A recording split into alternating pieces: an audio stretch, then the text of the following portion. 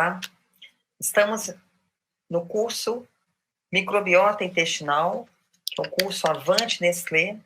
Meu nome é Maria do Carmo Freixo Passos, sou professora da Faculdade de Medicina da Universidade Federal de Minas Gerais, sou presidente do Núcleo Brasileiro para Estudo do H. pylori e Microbiota e ex-presidente da Federação Brasileira de Gastroenterologia. Eu gostaria de agradecer muito a Nestlé e parabenizar por essa iniciativa, por esse curso, e agradecer o convite para a minha participação. O tema que vamos abordar é a importância do eixo cérebro-intestino-microbiota nas doenças funcionais gastrointestinais. Estes são os meus conflitos de interesse e vamos, então, começar destacando o que são os distúrbios funcionais gastrointestinais. Por que nós vamos falar dos distúrbios funcionais? As doenças funcionais do aparelho digestivo são muito prevalentes. Na verdade, são doenças em que nós não temos uma alteração orgânica, os exames complementares, endoscopia, tomografia, ultrassom, enfim, todos os exames solicitados para fins diagnósticos não apresentam nenhuma alteração. Então, a gente classifica esses pacientes como portadores de doenças funcionais, ou seja, sem nenhum substrato anatômico, metabólico, bioquímico que possa justificá-lo. Por isso, o entendimento é difícil, a conceituação e a classificação. Desde os anos 80, um grupo de pesquisadores de todo o mundo criou, então, critérios específicos para o diagnóstico e classificação dessas doenças funcionais, chamado critérios de Roma. Então, o diagnóstico se baseia em critérios clínicos bem estabelecidos, que são esses critérios de Roma, que vamos mostrar agora, daqui a pouquinho, e na ausência de sinais de alarme, ou seja, esses pacientes, em geral, são pacientes que têm sintomas de longa data, seja sintomas mais altos, atribuíveis ao estômago, como queimação, dor de estômago, azia, sejam sintomas mais intestinais, diarreia, constipação, dor abdominal, gases, enfim. Esse diagnóstico se baseia em critérios propostos por especialistas do consenso de Roma, na ausência de sinais de alarme, ou seja, são pacientes que, em geral, não estão emagrecendo, não estão anêmicos, não têm uma icterícia, não têm massa palpável, ou seja, se apresentam de uma forma muito boa do ponto de vista de estado geral. É difícil entender e a fisiopatologia ainda não é totalmente conhecida. Se avançou muito nos conhecimentos, mas ainda é considerada multifatorial. Por essa razão, todas as doenças cuja fisiopatologia não é descrita, conhecida, o tratamento tem que ser mais sintomático, a gente trata de acordo com os sintomas, e os medicamentos, pelo menos até o momento, os mais disponíveis na nossa prática, são pouco superiores ao placebo. Então, é um desafio a gente reconhecer essas doenças funcionais. Na verdade, os critérios para diagnóstico se baseiam em propostas que foram sendo realizadas ao longo dos anos, como a gente pode ver nesse diapositivo, onde especialistas do mundo inteiro se reuniram por diversas vezes para estabelecer quem são os pacientes portadores de doenças funcionais e que critérios são os que devem ser preenchidos para que o paciente tenha a doença funcional. Quando a gente fala de doença funcional, a gente está falando de um grande espectro de doenças que são classificadas desde doenças funcionais do esôfago, do estômago, do intestino, até das doenças das vias biliares, anorretais. Dessas, as mais conhecidas são a síndrome do intestino irritável, a dispepsia funcional, a pirose funcional, mas, na verdade, os especialistas, o Comitê de Roma, classificou 32 doenças funcionais, ou seja, são muitas doenças funcionais, e a mais estudada, ou as mais estudadas, certamente, são essas que nós citamos, a dispepsia funcional, a síndrome do intestino irritável, seja com constipação, seja com diarreia, a constipação funcional, a dor abdominal funcional, dentre outras. Vejam que a fisiopatologia, como eu disse, ela é multifatorial, mas foi a partir dos anos 90, final dos anos 80, início dos anos 90, é que exatamente a partir do momento que os especialistas começaram a se reunir para estudar o que são essas doenças funcionais, é que nós podemos reconhecer uma série de fatores provavelmente participantes dessa fisiopatologia. A doença, se a gente se ater nesse diapositivo, desde sempre era considerada uma doença emocional. Meu paciente tem uma colite nervosa, ou tem uma gastrite emocional nervosa. O estresse foi o fator mais importante, mais estudado durante toda a história dos distúrbios funcionais, até o início dos anos 70, quando também surgiram alguns estudos de motilidade realizados com aparelhos de manometria que mostravam que esses pacientes tinham ora uma motilidade muito aumentada, ora uma motilidade diminuída, ou seja, alterações motoras. E a partir dos anos 90, explodiu uma série de novas possibilidades fisiopatológicas, como, por exemplo, a interação do intestino delgado, do sistema nervoso entérico com o sistema nervoso central, que é a neurotransmissão, a microinflamação, a participação de marcadores mioelétricos, hipersensibilidade visceral, até fatores genéticos e dietéticos, mas, sem dúvida alguma, foi a microbiota intestinal, os estudos da nossa microbiota, da antiga flora intestinal, que revolucionaram esses conhecimentos a partir, especialmente, do início dos anos. Esse é o último consenso de Roma. A gente se baseia muito nas recomendações desses especialistas, chamado Consenso de Roma 4. Então, são versões que surgem a cada 7, 8, 10 anos. A gente tinha o Roma 3, que era de 2006, em 2016, ou seja, 10 anos depois, Roma 4, seguramente virão outras versões, exatamente porque os conhecimentos avançam, novas possibilidades fisiopatológicas e terapêuticas são reconhecidas e o consenso muda. Mas, atualmente, é esse o nosso guia, é essa a nossa bíblia nas doenças funcionais do aparelho digestivo. Segundo o consenso de Roma 4, as doenças funcionais representam um grupo de doenças classificada por sintomas gastrointestinais relacionados com um ou dois ou vários desses fatores: distúrbios da motilidade, hipersensibilidade visceral, fatores emocionais que ainda são muito reconhecidos, hoje mais chamados de psicossociais, alteração imunológica da mucosa com possivelmente uma microinflamação, inflamação essa que não é visível ao olho de quem faz colonoscopia, do médico que realiza a tomografia, mas a biópsia poderia revelar uma microinflamação, alteração da microbiota intestinal, especialmente da microbiota do intestino propriamente dito, e alteração do processamento da informação que vem do tubo digestivo para o sistema nervoso central e vice-versa, através de neurotransmissores, que vai ser o tema o foco mais importante da nossa apresentação. E vejam, então, nesse diapositivo, como ficou bonito a proposta do Consenso de Roma 4, mas como é complexo entender as doenças funcionais. Ela é uma mistura de desordens, talvez mais emocionais e estresse, com possíveis fatores genéticos ainda não reconhecidos, com alterações dessa comunicação do sistema nervoso central através de neurotransmissão com o sistema nervoso entérico, com a nossa microbiota, com dieta que a gente faz melhor ou pior, enfim, isso tudo levaria a alterações da sensibilidade visceral, da motilidade, da barreira epitelial, desencadeando a partir daí sintomas de dor abdominal, de flatulência, de gases, diarreia, constipação, enfim, sintomas que são esses que os pacientes nos apresentam e que os exames rotineiramente realizados não conseguem verificar essas alterações, que são alterações da intimidade da célula ou moleculares, enfim, ainda não visíveis, digamos assim, nos exames realizados na nossa rotina.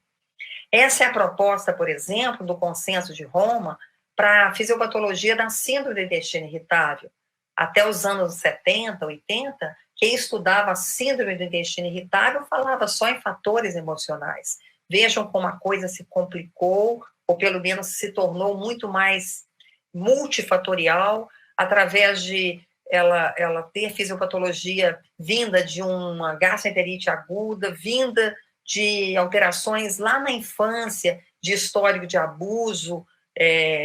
no início da vida, alterações de microinflamação, como a gente já comentou, alteração da microbiota e desbiose, processamento alterado da informação entre os dois cérebros, ou seja, é possível que em um paciente possa prevalecer um ou mais fatores, em outros, mas o fato é que hoje tudo isso é colocado dentro da fisiopatologia complexa, difícil, mas que faz com que a gente tenha um caminho, uma expectativa de que o futuro possa reconhecer, de fato, quais são os fatores mais importantes no desencadeamento dos sintomas desses pacientes com intestino irritável, que tanto sofrem com seus sintomas, e como que a gente poderia tratá-los de uma maneira mais dirigida, dirigida ao fator fisiopatológico. Então, hoje se pergunta até que ponto são funcionais, se a gente fala que funcional é aquele que não tem nenhuma alteração, e a gente apresenta um diapositivo anterior, onde o paciente tem inúmeras possíveis alterações. É exatamente isso. Quer dizer, será que o futuro, mostrando essas alterações, esses pacientes continuarão funcionais? A gente não sabe. Mas hoje é este o conceito das doenças funcionais. E um dos aspectos mais importantes dessa fisiopatologia, dos distúrbios funcionais, e a gente vai estar falando mais da síndrome do intestino irritável, porque é onde existem mais estudos, mais pesquisas, é a conexão do sistema nervoso central com o sistema nervoso entérico, fantástica comunicação, feita através de neurotransmissores. Esse eixo cérebro-intestino foi descrito a partir dos anos 90, 2000, e fazendo com que surgisse até uma nova subespecialidade na gastroenterologia, que é a neurogastroenterologia, ou seja, pesquisadores que se dedicam a estudar essa transmissão ou essa conexão continuada, né, entre os dois cérebros, o cérebro, que a gente sabe, o sistema nervoso central, e o sistema nervoso autônomo, que está no nosso intestino. O segundo cérebro, ou sistema nervoso entérico, foi motivo de um livro, muita gente leu e ficou reconhecendo o segundo cérebro, né? Veio do professor Gerson, em 1967, ele descreveu a serotonina, ou as enteraminas, o 5-HT, produzida e dirigida para o trato gastrointestinal, mas muitos anos antes, alguns pesquisadores já falavam do peristaltismo in vitro, que o intestino continuava com seus movimentos, mesmo após a morte, da lei do intestino, ou seja, foram sendo reconhecido ao longo dos anos todo esse perfil do sistema nervoso autônomo, e nos anos 80, 90 e ainda hoje, dezenas, centenas de mensageiros têm sido reconhecidos como os neurotransmissores, ou seja, substâncias que fazem essa comunicação entre os dois cérebros. A serotonina é, sem dúvida, a substância mais estudada, considerada a mais importante. Então, nós teríamos essa interação, e, na verdade, essa interação, essa comunicação, ela seria fundamental para a motilidade, para secreções intestinais, para o fluxo sanguíneo, para a sensibilidade visceral, ou seja, para todas as nossas funções fisiológicas do nosso organismo, a gente teria essa ação, essa comunicação entre os dois cérebros. Entende-se, por exemplo, que, de uma maneira didática, que o sistema nervoso central seria nosso computador central, e que tem circuitos neurais integrados, biblioteca de programas, controle de feedback, reflexos, processamento da informação. Isso ficaria no plexo meentérico, sistema nervoso central, e essa comunicação, essa biblioteca de programa, ia sendo a nossa comunicação entre os dois cérebros. Uma coisa fantástica, difícil até de imaginar, mas foi motivo, e é motivo ainda, de pesquisa no mundo inteiro, por grandes pesquisadores que, então, definiram esse eixo cérebro-intestino como fundamental esses estímulos aferentes que saem do cérebro, sistema nervoso entérico e vice-versa, eferentes para o sistema nervoso entérico central, através dos neurotransmissores. Já se sabe, por exemplo, quando chega ao tálamo, o tálamo é capaz de distribuir essa informação que vem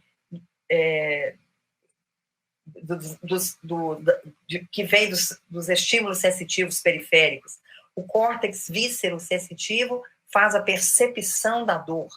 O giro simulado anterior, a integração afetiva da dor e tem relação direta com o sistema nervoso autônomo. E no córtex pré-frontal, quer dizer, nossa região frontal, é que vai determinar o nosso comportamento frente aos sintomas, a memória dos sintomas, da dor, do sintoma principal, e reflete aí sim misturando com as nossas percepções, com as nossas preocupações. Já falamos quais são os principais transmissores, ou pelo menos dos mais importantes, é a serotonina, sem dúvida alguma, lembrando que 95% da serotonina, embora a gente sempre lembre da serotonina no cérebro, até por causa dos antidepressivos, mas 95% delas está no sistema nervoso entérico, está no trato digestivo, no intestino, produzida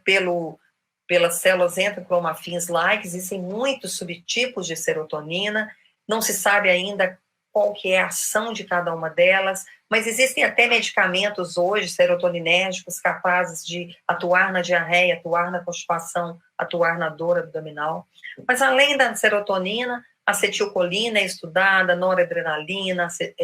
e várias outras substâncias, inúmeras, centenas de neurotransmissores, mas a gente ainda não sabe qual seria o neurotransmissor para cada uma dessas atividades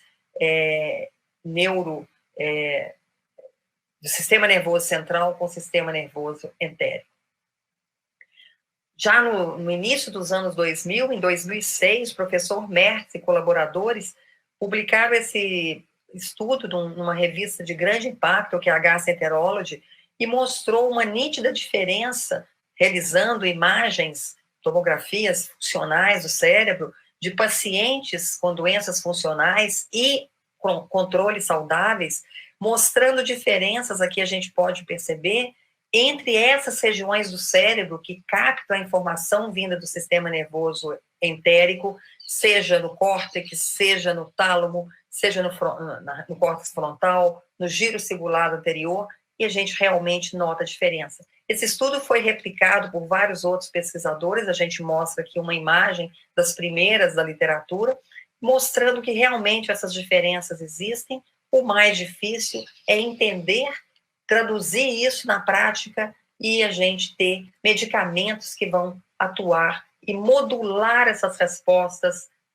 alterando, então, as respostas no sistema nervoso central. Mas vejam que fantástico, já se tem imagens funcionais do cérebro capazes de diferenciar pacientes com doenças funcionais, como intestino irritável, de controles assintomáticos. Então, na evolução dos nossos conhecimentos, do reconhecimento das doenças funcionais gastrointestinais, o eixo cérebro-intestino passou a ter uma importância fundamental. Através dessa neurotransmissão, se determinava, então, alterações motoras, a hipersensibilidade visceral, alterações, possivelmente até genéticas participando também dessa neurotransmissão, fatores dietéticos, em si uma série de fatores, mas como a gente falou, a partir dos anos 2000, o reconhecimento de uma microbiota totalmente importante para o nosso organismo, que convive conosco, que antes não era tão estudada assim, passou a ser uma vedete em todas as áreas da medicina e também na área das doenças funcionais do aparelho digestivo. Então, o eixo cérebro-intestino, que já era reconhecido com os neurotransmissores, continuou todo o seu estudo, comprovando, então, a sua participação, essa comunicação através da neurotransmissão, mas ele ganhou mais um fator que é considerado fundamental. Então, o eixo passou a chamar eixo cérebro-intestino-microbiota, mostrando que a microbiota participa, ou seja, não só a microbiota, seus metabólitos participam diretamente também dessa neurotransmissão. Aqui apenas para ressaltar a importância da nossa microbiota, no início dos anos 2000, as principais revistas do mundo, revistas para leigos e revistas de alto impacto da medicina, como Nature e a New York Times, por exemplo, salientaram de uma forma fantástica a importância desse novo órgão, quase um órgão virtual dentro de nós, que é a nossa microbiota intestinal, ou gastrointestinal, que todos nós temos, cada um tem o seu perfil de microbiota, e que é complexa, diversa e ainda muito pouco compreendida. Existem trilhões de micro-organismos, se calcula em 40 trilhões, a maioria bactérias, cerca de 1.000 diferentes espécies bacterianas, mas não só bactérias, têm sido estudados vírus, arqueias, fungos, protozoários, também presentes na nossa microbiota, nossa flora, como chamávamos, habitual. Para a nossa saúde, nós precisamos de ter essa microbiota. Hoje já existem estudos muito recentes, né, claro, estão sendo realizados em vários centros de pesquisa, mostrando como fica a nossa microbiota intestinal diante dessa infecção por Covid, seja ela a infecção mais leve, seja ela a infecção grave. Então, novos estudos vão surgir, inclusive para nós reconhecermos como se comporta a nossa microbiota intestinal diante desse novo desafio que é o Covid-19. Então, essas comunidades, isso a gente está falando de uma maneira, na nossa eubiose, ou seja, os micro-organismos que fazem parte do nosso, do ser humano, residem em delicada e mutualística correlação com as nossas células epiteliais intestinais. E tem todo digamos assim, uma balança, a gente chama de eubiose, um equilíbrio entre o nosso microbioma e o hospedeiro humano, ou seja, as funções que ele representa para nós, inúmeras funções que nosso organismo é capaz de realizar, vindo de funções que são feitas pelos nossos micro-organismos que nos habitam, milhões, trilhões de micro-organismos que realizam, então, uma série de funções, e nós temos o nosso hospedeiro através de nossas células imunológicas, através do sistema nervoso central, entérico, enfim, através da produção de inúmeras substâncias. Então, é uma interação fantástica, a interação do nosso microbioma com o hospedeiro humano. E o efeito dessa microbiota na fisiologia humana é fantástica, ou seja, a microbiota participa da ativação imune, da permeabilidade intestinal, da secreção de substâncias digestivas, da sensibilidade das vísceras digestivas e da motilidade, alterando ou normalizando, digamos assim, depende se a gente está no estado de eubiose ou de disbiose. Mas, enfim, são efeitos importantíssimos e todos eles a gente pode ver, a gente citou lá na fisiopatologia das doenças funcionais, ou seja, os pacientes com doenças funcionais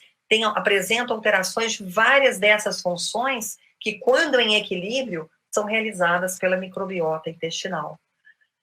Vários estudos mostraram que nossa microbiota intestinal é capaz, inclusive, de determinar o desenvolvimento cerebral. O sistema nervoso central está conectado ao sistema nervoso entérico através de milhões, bilhões de neurônios. A microbiota intestinal parece capaz, então, de interferir diretamente na estimulação da plasticidade cerebral, na atividade motora e comportamental. Então, é possível que vários pesquisadores mostraram que é possível que animais que nasçam em ambientes germe-free, claro, animais de experimentação mantidos sem nenhum micro-organismo, apresentam alterações, então, desse comportamento da plasticidade cerebral. Esse é um ramo fantástico também dos neurocientistas que estudam muito a microbiota intestinal e o seu papel em várias doenças neuropsiquiátricas. Então, a microbiota intestinal humana é considerada hoje um órgão vital que interage com alimentos, ajudando ali na fermentação, com as células do sistema nervoso central, autônomo, com as nossas células imunológicas, metabólicas, ou seja, tem um papel imune e metabólico fantástico, nos protege contra patógenos com a função de barreira, considerado um verdadeiro órgão que se revela importante e fundamental no desencadeamento de inúmeras doenças, entre elas as doenças funcionais digestivas, e elas representam, as doenças funcionais, um modelo muito interessante para se estudar a microbiota intestinal, visto que são pacientes que não apresentam alterações grosseiras na sua endoscopia, na colonoscopia, na tomografia, no ultrassom, enfim, apresentam exames complementares normais. Então, é um padrão muito interessante, diferente, um ramo da pesquisa que os pesquisadores, os investigadores se dedicam muito a entender. Esse diapositivo está todo entre aspas, porque são palavras do professor Joël Doré, um dos grandes estudiosos, dos maiores pesquisadores do mundo, da França. O professor Joël disse essas palavras no último congresso de microbiota o ano passado. Então, esse eixo cérebro-intestino, agora chamado microbiota, eixo cérebro-intestino-microbiota, acredita-se, então, que uma alteração do padrão da microbiota, uma disbiose, poderia diretamente interferir nessa neurotransmissão, alterando a nossa sensibilidade, a motilidade, alterando essas funções, a comunicação com o cérebro, então, vai entender, vai receber informações diferentes, processá-las e enviar informações diferentes que vão traduzir para o nosso paciente em sintomas estes que não têm uma mortalidade, uma morbidade maior, mas que têm um comprometimento enorme da qualidade de vida dos nossos pacientes acometidos por doenças funcionais. E vejam que essa comunicação é uma comunicação bidirecional, quer dizer, ela vem e volta o tempo todo, aferente, eferente, entre os dois cérebros e a microbiota intestinal, quer dizer, é cérebro, sistema nervoso entérico, microbiota, de novo microbiota, sistema nervoso entérico e cérebro, ou seja, um ciclo vicioso bidirecional, crânio-caudal, caudal-crânio o tempo todo. Como a microbiota intestinal poderia desencadear essas doenças funcionais, a síndrome do intestino irritável, a constipação funcional, a dispepsia funcional? Vários são os mecanismos postulados: inflamação intestinal, aumento do estresse oxidativo, aumento da produção de toxinas, tanto endotoxinas, biotoxinas, disfunção do metabolismo energético, alteração da síntese de nutrientes, atividade enzimática alterada, mas especialmente em relação aos distúrbios funcionais, alterando a permeabilidade intestinal, alterando a motilidade digestiva, alterando a produção ou a síntese desses neurotransmissores e participando diretamente da atividade imunológica. Tanto que, na edição festiva do World Journal of Gastroenterology, em 2014, já há 6 anos, esses famosos pesquisadores perguntaram: será a síndrome do intestino irritável uma desordem do eixo cérebro-intestino-microbiota? Neste momento, 2014, surgiram os primeiros estudos falando, então, dessa comunicação tripla, e não mais só dos dois cérebros, mas com a participação vital da microbiota. Então, o diapositivo fica dessa forma, ou seja, uma alteração do eixo cérebro-intestino, por alteração da composição e da atividade metabólica da microbiota intestinal, claro, com participação de vários outros fatores, com certeza emocionais, psicossociais e dietéticos, mas tudo isso em conjunto poderia levar a alterações, essas que nós já tanto comentamos aqui, alterações motoras, sensoriais, da permeabilidade intestinal e da barreira, ativação imunológica da mucosa, microinflamação, e tudo isso propiciando, então, o aparecimento de sintomas que a gente classifica em diferentes síndromes, dependendo da apresentação clínica, de acordo com o recomendado pelo consenso de Roma IV. Então, mais uma vez, como a microbiota poderia desencadear as desordens funcionais, a microbiota estaria atuando na luz, né? A gente fala que são fatores luminais, na luz intestinal, junto com os alimentos, com os ácidos biliares, lá nos fatores da mucosa, exatamente os neurônios, os nervos, né, aferentes intrínsecos, a ativação imunológica, e a neurotransmissão no meio desse caminho, fazendo, então, a comunicação entre os dois cérebros. Isso foi visto, vários estudos aí, estudos que a gente fala com animais de experimentação extremamente interessantes. Esse foi publicado em 2016, onde os pesquisadores observaram que em animais camundongos de laboratório, mantidos germe-free, como que eles têm uma motilidade diferente daqueles camundongos nascidos em ambiente tradicional, ou seja, adquirindo a sua microbiota logo após o nascimento, ou junto com o nascimento, e daqueles mantidos germe-free. E esses pesquisadores mostraram que a microbiota modula a serotonina, ou seja, um neurotransmissor fundamental na comunicação dos dois cérebros, e, consequentemente, a motilidade digestiva. Esse é um outro estudo, um pouquinho antes, em que os pesquisadores mostraram que uma alteração na colonização de animais de experimentação também, logo após o nascimento, levava a alterações do sistema nervoso entérico, com a normalidade da estrutura da rede bioentérica, com a alteração da função dos neurônios bioentéricos, alteração do padrão da motilidade do intestino delgado. Então, são estudos extremamente interessantes, muito difíceis até de entender, porque são feitos em laboratórios de pesquisa de alta complexidade, mas no final mostraram isso. Alteração de microbiota logo no nascimento leva à alteração do nosso sistema nervoso entérico, da nossa rede bioentérica e da motilidade digestiva. Professor Warner de Barcelona, um dos grandes pesquisadores também, coordenador de um projeto enorme na Europa para estudo da microbiota, ele diz que vários produtos e metabólitos dos micro-organismos, então não apenas os micro-organismos, mas vários produtos e seus metabólitos parecem interferir nessa motilidade, alterando para mais ou para menos a movimentação intestinal, através da modulação dessas vias serotoninérgicas, talvez até na neurotransmissão. Que mudanças nas vias da serotonina, através da manipulação da microbiota intestinal, de alguma forma que a gente pudesse manipular, melhorar, tornar novamente eubiótica a nossa microbiota, a gente poderia tratar os nossos pacientes com doenças funcionais onde a motilidade intestinal está alterada. Esse é um estudo muito interessante, mostrado no Congresso Americano de Gastrologia em 2018, há 2 anos, onde os pesquisadores viram que um bifidobactério-dente, o que é um comensal, faz parte da nossa microbiota, ou da microbiota saudável de muitos humanos, é um regulador em potencial do transportador da serotonina. Então, ele estimula a liberação da serotonina. Então, eles mostraram, ao final, que um comensal, esse bifidobactério-dente, é capaz de regular componentes chaves, vitais, do sistema serotoninérgico. Vejam como que na pesquisa básica as coisas têm se mostrado fundamentais à nossa microbiota, na manutenção da nossa saúde, da motilidade, da sensibilidade visceral e da produção de secreções digestivas.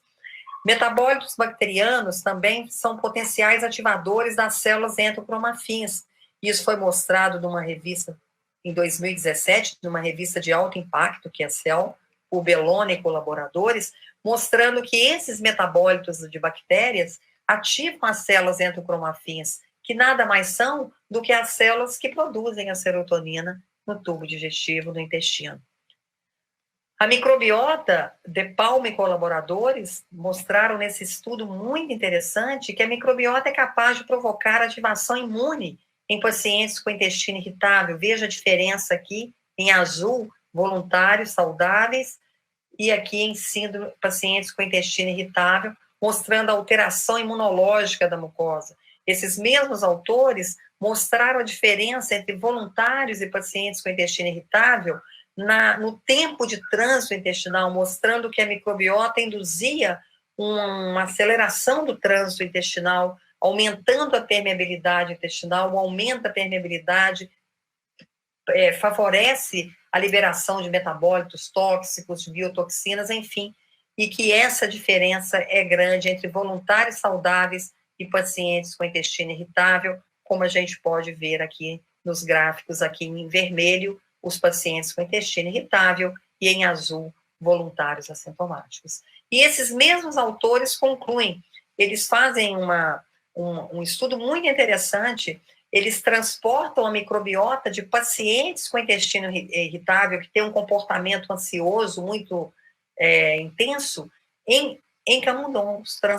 Fazem um transplante da microbiota, né? Colhem material fecal desses pacientes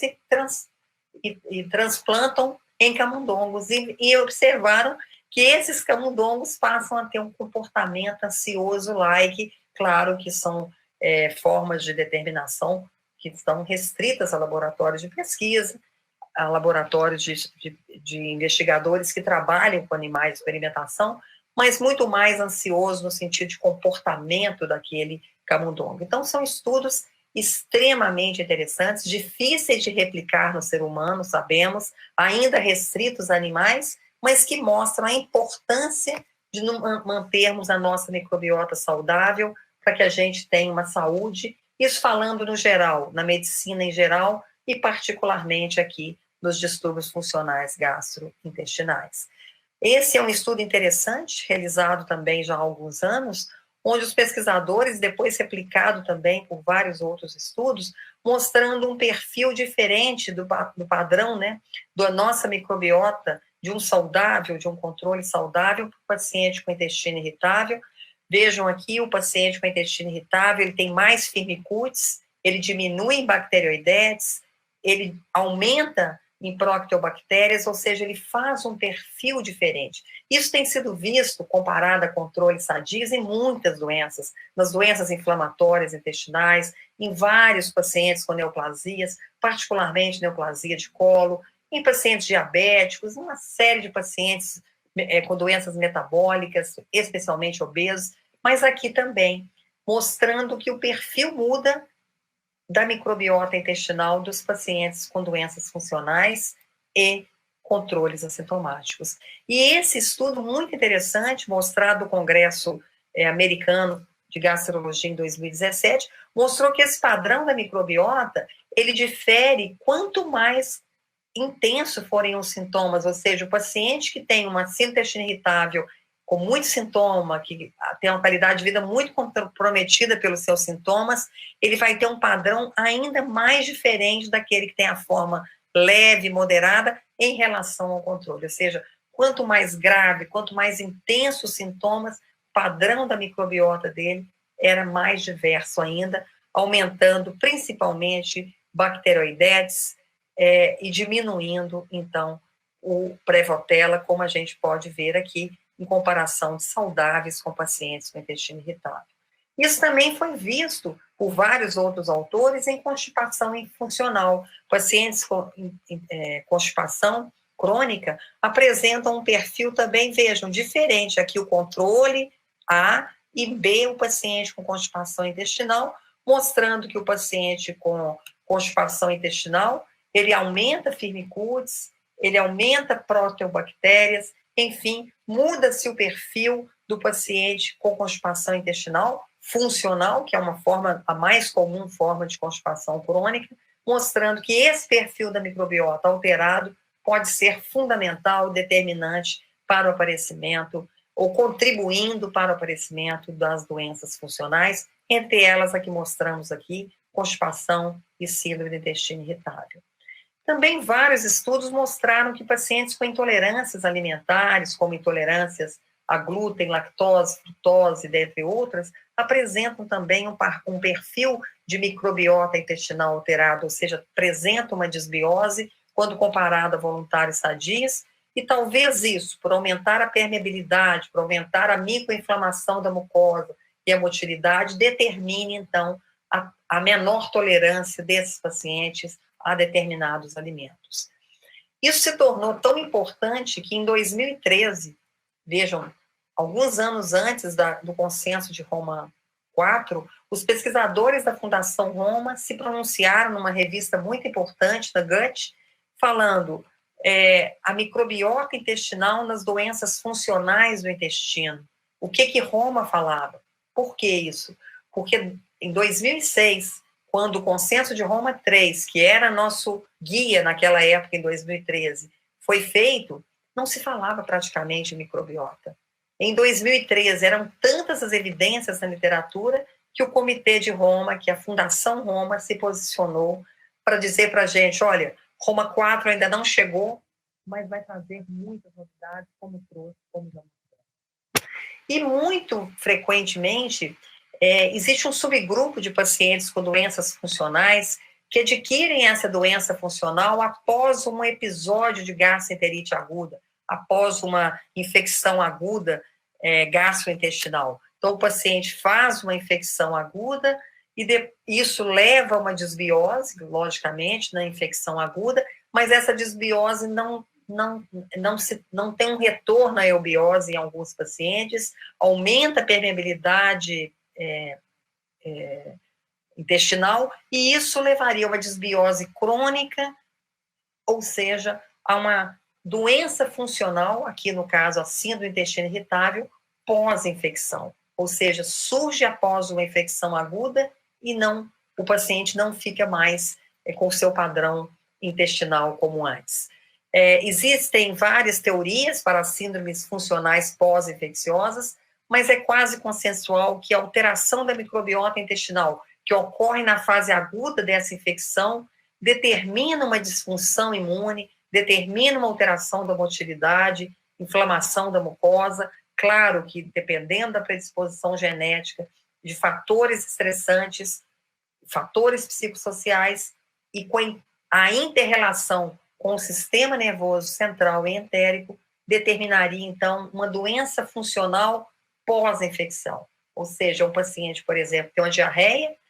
que começou e que não melhora mais, ficou crônica. Nossa, meu intestino era ótimo, tive uma diarreia aguda e desde então ele nunca mais voltou a ficar como era. Ou uma dor abdominal, ou gases, enfim,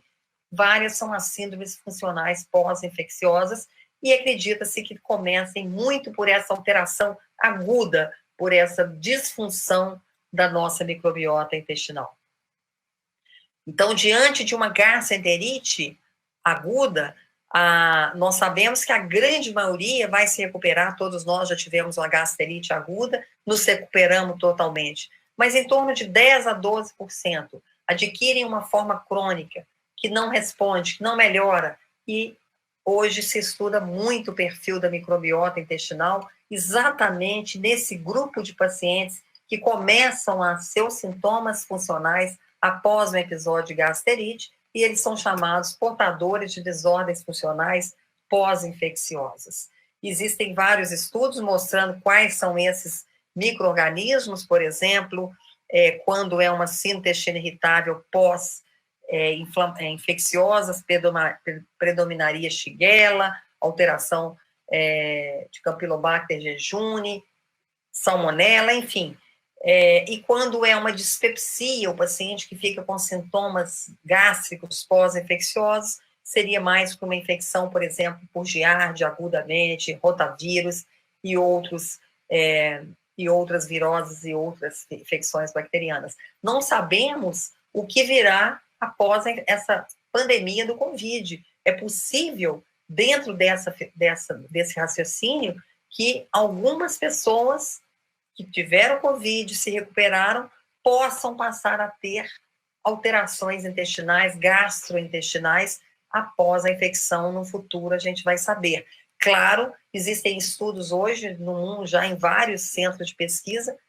já estudando o padrão da microbiota intestinal em pacientes infectados por Covid, que se recuperaram, e vamos ver como fica, mas temos muito receio de que possa ser uma forma de aumentar ainda mais a prevalência dos distúrbios funcionais após infecções, como estamos vivendo a pandemia. Então, o paciente com doença pós-infecciosa, ele tá bem, ele está em eubiose, ele é saudável e tem uma infecção aguda. Nessa infecção aguda, então, ele faz uma desbiose e essa desbiose, então, altera o padrão da microbiota, leva a alterações das funções digestivas e muitos não se recuperam, fazendo que haja, então, um ciclo vicioso, ele se mantém com sintomas por longo tempo. Existem vários modelos em animais de experimentação, mostrando que essas síndromes pós-infecciosas, de forma muito interessante, também levam a alterações da ativação imunológica, da sensibilidade visceral, da da dismotilidade, alteração de barreira, e isso tudo via eixo cérebro-intestino, ou seja, via neurotransmissão. Então, são modelos ainda muito experimentais e a gente sabe que no futuro reconheceremos talvez esse grupo de pacientes como um grupo separado daqueles que não tiveram uma infecção prévia, mas hoje são considerados em conjunto. Quando a gente os identifica, consideramos, então, portadores das doenças funcionais, por exemplo, a síndrome do intestino irritável pós-infecciosa. E é interessante, nesse estudo, os PIT colaboradores observaram aumento realmente da permeabilidade intestinal na mucosa do intestino grosso de pacientes com a síndrome do intestino irritável pós-infecciosa. Então, isso favorecendo todo esse conceito de que realmente ocorre uma desbiose aguda, ela não reverte, o paciente não, a pessoa não consegue voltar ao seu padrão de microbiota e aquela desbiose se torna crônica, alterando, então, essas funções mais importantes, entre elas a permeabilidade intestinal. Como a gente comentou anteriormente, a desbiose tem sido alvo de inúmeras pesquisas em doenças neuropsiquiátricas, a gente está reforçando isso aqui, ela tem sido alvo de pesquisa em toda a medicina praticamente, mas particularmente nas doenças neuropsiquiátricas, exatamente por esse eixo cérebro-intestino, aqui estamos aqui abordando, e ela tem sido estudada em pacientes com autismo, depressão, pacientes com transtornos bipolares, esquizofrenia, doença de Parkinson, Alzheimer, enfim, praticamente todas as áreas da neuropsiquiatria hoje tem linhas de pesquisa na microbiota intestinal. E se tudo isso é tão importante, como que a gente faz para modular, como que a gente faz para voltar ao equilíbrio dessa microbiota que está alterada? Primeiro, é difícil essa determinação dessa desbiose, ainda é difícil na nossa prática diária a gente reconhecer o padrão da microbiota intestinal dos nossos pacientes, já existem alguns exames que tentam identificar esse perfil, mas ainda com certeza, vamos evoluir muito neste conhecimento, mas temos fatores como dieta, probióticos, prebióticos, simbióticos, antibióticos e transplante fecal como possibilidades na prática da gente modular a microbiota intestinal com esse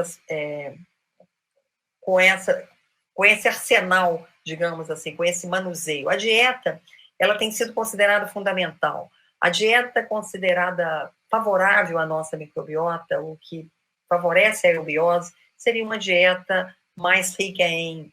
legumes, verduras, ela seria benéfica à nossa microbiota, peixe, uma dieta mais rica em gorduras, frituras, ela é considerada possivelmente menos favorável a uma microbiota saudável, e esse equilíbrio aqui entre doença e saúde, como estão vendo nessa balança, ela poderia ser determinada por uma dieta saudável. Esse também foi um estudo interessante, publicado em 2018 por Maqui e colaboradores, onde eles mostraram que, de fato, uma dieta rica em fibras, com maior teor de fibra, ela favorece a microbiota, promove a biose e, consequentemente, promove a saúde humana, ao contrário de uma dieta muito rica em frituras, gordurosas, carnes, enfim, uma dieta não muito saudável, muito rica em açúcares, onde ela poderia ser desfavorável à saúde da nossa microbiota, do nosso microbioma, favorecendo assim, ou desencadeando dessa forma, algumas doenças. Outras possibilidades, como pré, pró e simbióticos, os probióticos parecem atuar nessa barreira intestinal, na permeabilidade intestinal, parece atuar também na resposta imune, na função neuromuscular, até mesmo nessa neurotransmissão, alguns probióticos poderiam ter uma ação no eixo cérebro-intestino-microbiota. Então, se espera, pelo menos o probiótico ideal é que tivesse todas essas funções, ou que agisse nesses vários braços de suas funções. Em relação ao efeito dos probióticos nas doenças funcionais, esse é um artigo de revisão de 2018 que mostrou que tanto cepas únicas como múltiplas têm sido muito utilizadas em pacientes com constipação funcional, intestino irritável, flatulência, gases, e utilizando cepas múltiplas, como misturas de micro-organismos, lactobacilos, bifidobactérias, streptococcus, saccharomyces, enfim, e cepas únicas. E comparando esses estudos, se mostra, então, que algumas se mostram muito benéficas aos pacientes com desordens funcionais. Em relação ao intestino irritável, existem algumas meta-análises, mas os estudos são muito heterogêneos, porque as cepas utilizadas em cada estudo diferem a quantidades de micro-organismos, então isso é muito difícil de comparar pela heterogeneidade dos estudos. A duração do tratamento também é bem diferente, mas nós temos basicamente duas boas meta-análises, uma publicada por Ford e colaboradores em 2014, que envolveu 35 estudos controlados, que avaliaram a eficácia dos probióticos comparando a placebo em quase 3.500 pacientes, e os resultados foram favoráveis aos probióticos, com o número necessário de tratamento de 7, e depois, em 2016, Rod e colaboradores avaliaram 11 estudos controlados que mostraram que a curto prazo, entre 2 a 4 semanas, a terapia probiótica é eficaz em reduzir o tempo de trânsito intestinal, então seria interessante, por exemplo, na síndrome do intestino irritável com constipação e na constipação funcional.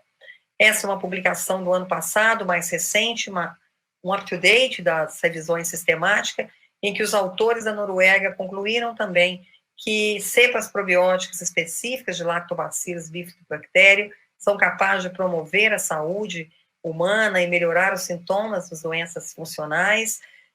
efeito comprovado na modulação da microbiota intestinal de pacientes com diversas doenças e superior ao placebo em várias revisões sistemáticas, mas é um assunto controverso e claro que a gente ainda precisa de tempo e de novos probióticos para que tenhamos a certeza de que com essa modulação a gente realmente vai melhorar todos os sintomas dos nossos pacientes com desordens funcionais. Esse é um trabalho também muito interessante, em que os pesquisadores mostraram que esse probiótico, bifidobactério longo, NCC 3001, quando eu falo isso é para especificar que probiótico é muito específico, ele tem o nome, sobrenome, CPF, a gente brinca, ou seja, não é qualquer probiótico, mas esse especificamente, os autores mostraram que ele reduziu o score de depressão em pacientes com intestino irritável. Eles trabalharam com um grupo de pacientes com intestino irritável, separaram um grupo que tinham score para depressão e mostraram não só melhora clínica, como a imagem funcional cerebral, mostrando que, quem sabe, esse é um caminho para o tratamento dos pacientes com intestino irritável, especialmente aqueles com componente emocional mais aguçado, mais intenso. Em conclusão, as doenças funcionais são muito prevalentes, a fisiopatologia ainda é desconhecida ou é considerada multifatorial, mas ainda não totalmente reconhecida. Aberrações na comunicação dos dois cérebros parece ser de fundamental importância, especialmente com a participação da microbiota, do desencadeamento das doenças funcionais. Esses pacientes apresentam perfis diferentes do microbioma intestinal, quando comparados com a população saudável, mostrando que eles têm um perfil de disbiose, e a modulação dessa disbiose é indispensável para que a gente consiga restaurar a normalidade do padrão da microbiota, seja através de uma dieta saudável, do emprego de pré e simbióticos, que ainda são as nossas principais armas na prática clínica. Claro, alguns antibióticos eventualmente, e especialmente esperamos que o transplante não da microbiota das fezes, mas talvez da genética do microbioma mesmo, seja o futuro para o tratamento, então, das disbioses, para reverter realmente a disbiose e levar o nosso paciente novamente à eubiose e, mais importante, a melhora de seus sintomas, a recuperação clínica. Eu agradeço muito a atenção de todos, mais uma vez a Nestlé, parabenizando a esse curso da microbiota, o Avante, e me coloco à disposição através do e-mail para qualquer dúvidas e questões. Muito obrigada.